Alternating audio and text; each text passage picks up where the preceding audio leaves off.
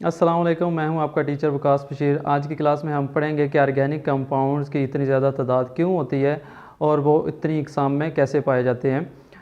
क्योंकि अगर देखा जाए तो हमारे पास नेचर के अंदर 118 एलिमेंट्स मौजूद हैं और सिर्फ कार्बन के अगर देखा जाए तो हमारे पास 1 करोड़ के करीब कंपाउंड्स हैं और बाकी सारे जितने भी हमारे पास एलिमेंट्स हैं उन सब के कंपाउंड्स को मिलाया जाए तो वो हमारे पास 10 मिलियन यानी 1 करोड़ से कम बनते हैं। तो इसकी क्या वजह है?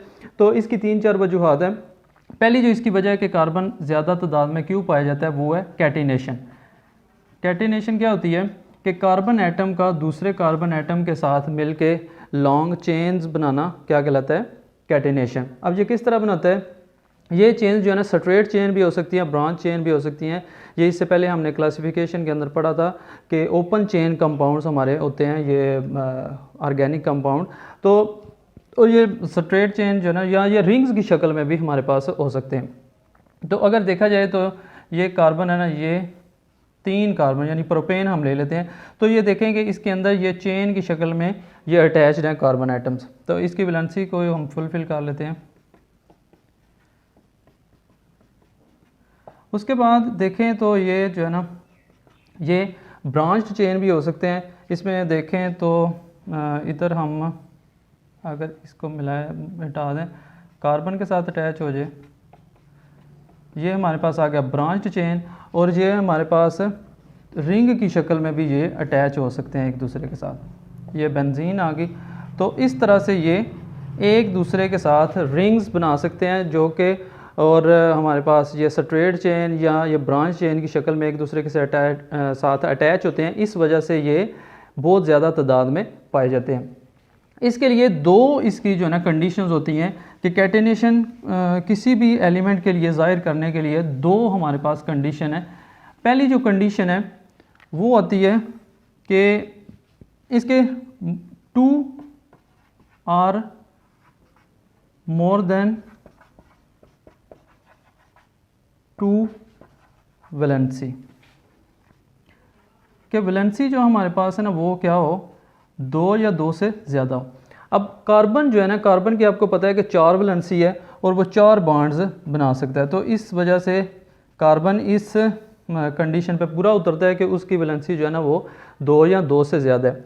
उसके बाद अगर देखा जाए तो इसकी दूसरी जो कंडीशन है वो ये है कि हमारे पास जो एलिमेंट हो वो क्या हो कि उसकी अपने एटम के साथ जो बॉन्ड है वो एज़ कम्पेयर टू किसी दूसरे एटम से मजबूत हो। जैसा कि हमारे पास देखें तो जो सिलिकॉन है, सिलिकॉन और सिलिकॉन के दरमियान जो बॉन्ड होता है उसकी बॉन्ड स्ट्रेंथ होती है 200 किलो जूल पर मोल। यानी अगर इसको हम इतनी एनर्जी प्रोवाइड करें तो ये बॉन्ड टूट सकता है। और अगर इसका हम सिलिकॉन का ऑक्सीजन के साथ बॉन्ड देखें तो उसकी हमारे पास बॉन्ड स्ट्रेंथ है 452 किलो जूल पर मोल।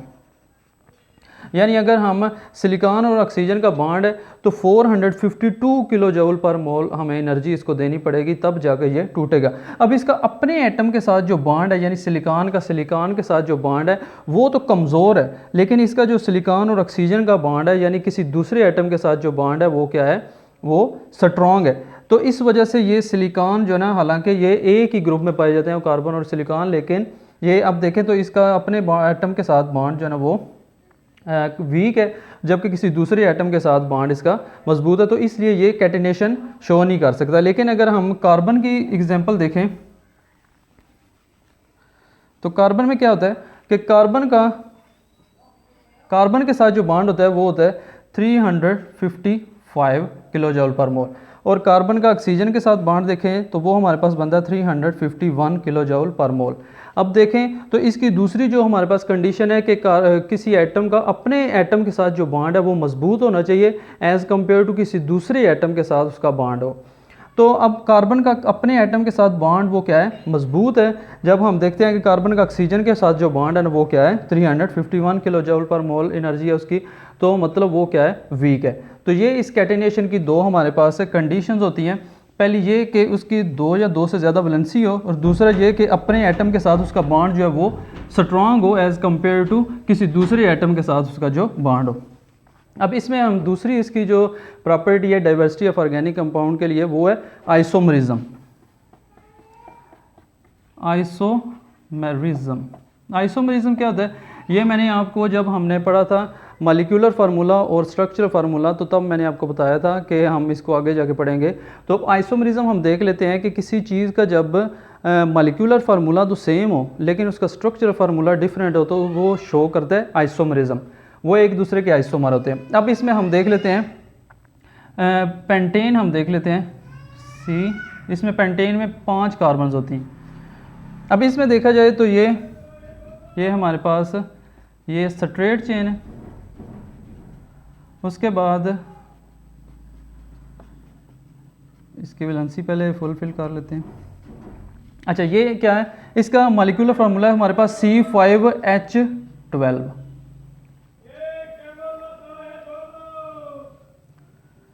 अब इसके बाद हम देख लेते हैं इसका जो आइसोमर होगा वो इस तरह से भी हो सकता है कि ये C4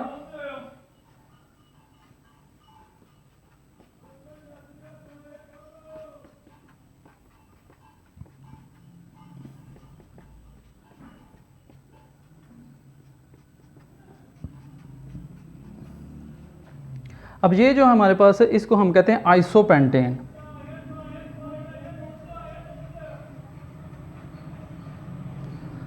ये हमारे पास है एन पेंटेन।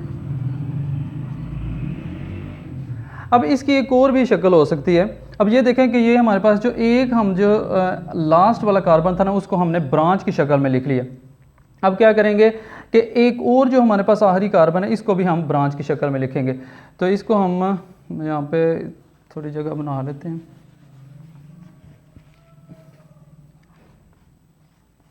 ये 3 हो गए, ये 3 हमने लिख लिए इसके साथ, तो ये नीचे ब्रांच लगी हुई है। अब हमने इसको भी ब्रांच की शक्ल में लिखना है, तो ये हमने इधर इसको ब्रांच की शक्ल में लिख लिया ऊपर करके।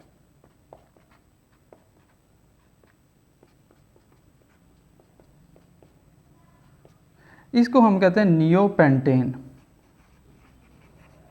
अब देखा जाए तो इन सब का जो फार्मूला है वो है C5H12। इसमें आप गिन लें तो ये 1 2 3 4 5 हमारे पास कार्बन है और हाइड्रोजन कितनी है 12। 1 2 3 4 5 6 7 8 9 10 11 12, इसमें भी 12 ही होगी और इसमें भी 12 ही होगी। यानी इसका जो मॉलिक्यूलर फार्मूला है वो तो सेम है लेकिन इसका स्ट्रक्चरल फार्मूला जो है वो डिफरेंट है, यानी इसके अरेंजमेंट ऑफ मॉलिक्यूल्स वो है डिफरेंट। तो इसलिए ये कोई भी हमारे पास जो कार्बन का कंपाउंड है वो शो कर सकता है। अगर उसका 2 या 2 से ज़्यादा उसकी हमारे पास उसके अंदर कार्बन के एटम्स मौजूद हैं तो वो आइसोमरिज्म शो कर सकता है। अब इसमें हमारे पास इसलिए ये कार्बन ज़्यादा अपने तादाद में शो करता है, ज़्यादा तादाद में अपने ऑर्गेनिक कंपाउंड शो करता है, क्योंकि ये एक ही देखें कि कार्बन जो है ना जिसमें 5 हमारे पास कार्बन के एटम मौजूद हैं और वो 3 तरह के हमारे पास कंपाउंड बना सकता है। तो एक वजह इसकी आइसोमरिज्म भी है कि ये हमारे पास ऑर्गेनिक कंपाउंड्स की डाइवर्सिटी होती है। अब जितने ज़्यादा किसी हमारे पास ऑर्गेनिक कंपाउंड के अंदर जितने ज़्यादा कार्बन होंगे उतने ज़्यादा उसके आइसोमर्स होने की पॉसिबिलिटी होती है। अभी ये नाम जो है ना ये आइसोपेंटेन, नियोपेंटेन या हमारे पास एन पेंटेन है, ये अभी आप लोगों को इसकी टेंशन नहीं लेने की ज़रूरत है कि ये नाम कैसे इसके रखने हैं, क्योंकि ये अभी आप लोगों का स्कोप नहीं है। बस आप एक दफ़ा इनका नाम याद रख लें, इसका आप ये इसमें चक्कर में नहीं पड़ना कि इसका कैसे नाम रखते हैं, कहाँ से आया इसका नाम, तो उसमें नहीं आप लोगों ने जाना। इसके बाद हमारी जो तीसरी इसकी वजह है कि ये क्यों इसकी डाइवर्सिटी ऑफ ऑर्गेनिक कंपाउंड होती है वो है स्ट्रेंथ ऑफ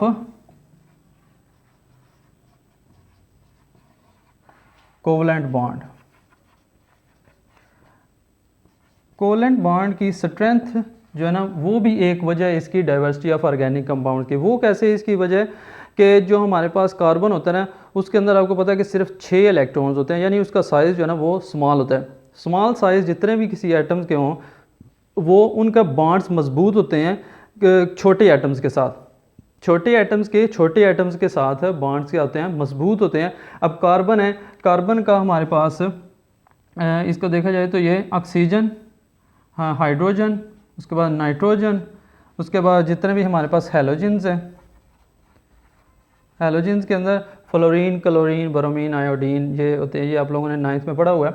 तो इनके साथ इसके बॉन्ड क्या होते हैं, मजबूत होते हैं। इस वजह से भी इसकी डाइवर्सिटी ऑफ ऑर्गेनिक कंपाउंड ज़्यादा होती है, यानी ऑर्गेनिक कंपाउंड की तादाद और इसकी इकसाम।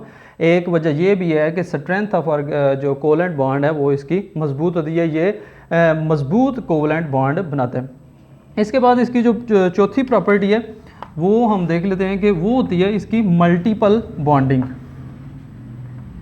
चौथी प्रॉपर्टी क्या है, मल्टीपल बॉन्डिंग। अब इसमें क्या होता है, मल्टीपल बॉन्डिंग का मतलब होता है ज़्यादा बॉन्डिंग। तो मल्टीपल बॉन्डिंग इसका यहाँ पे क्या मतलब है कि कार्बन है ना, कार्बन अगर आप देखें तो कार्बन 2, इसमें हम कार्बन की एग्जांपल ले लेते हैं। ये हमारे पास है इथेन। ये देखें, एक कार्बन दूसरे कार्बन एटम के साथ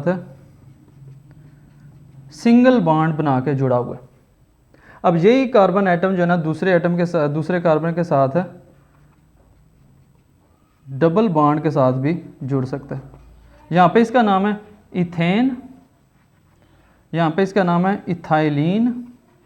जिस तरह हमारे पास आइसोमर्स थे ना कि उनका फार्मूला सेम ही होता था और उनका जो अरेंजमेंट है वो डिफरेंट होती थी, इसी तरह इनके अंदर मल्टीपल बॉन्डिंग की बेस पे ये एक दूसरे से डिफरेंट हो सकते हैं। अब ये देखें, यहाँ पे डबल बॉन्ड है, यहाँ पे सिर्फ क्या हुआ है कि एक हाइड्रोजन यहाँ पे कम है। ये हाइड्रोजन जो है ना, हमने यहाँ ये हाइड्रोजन जो है ना इधर नहीं लिखा, ये जो इसका बॉन्ड था ये वाला, और ये जो है ना ये जो इलेक्ट्रॉन्स थे इसके ये वाला और ये इलेक्ट्रॉन, ये आपस में इन्होंने एक और बॉन्ड बना लिया था और हाइड्रोजन के साथ इन्होंने बॉन्ड बनाने की बजाय अपने कार्बन एटम के साथ ही बॉन्ड बना लिया। अब इसकी एक और भी कंडीशन हो सकती है कि अगर कार्बन के साथ ट्रिपल बॉन्ड बना ले और सिर्फ एक हाइड्रोजन के साथ ये मज़ीद बॉन्ड बनाए। अब इधर क्या हुआ है कि इन्होंने ये जो इस कार्बन का ये वाला इलेक्ट्रॉन था और इस कार्बन का ये वाला इलेक्ट्रॉन था, हाइड्रोजन का इधर अपना इलेक्ट्रॉन है हाइड्रोजन के। अब ये हाइड्रोजन जब इसने इस हाइड्रोजन के साथ ये बॉन्ड नहीं बनाया, ये क्या किया इसने, ये बॉन्ड नहीं बनाया। अब इसके पास ये इलेक्ट्रॉन जो मौजूद है ना, इसका ये वाला और ये वाला इलेक्ट्रॉन, इन्होंने आपस में बॉन्ड बना लिया।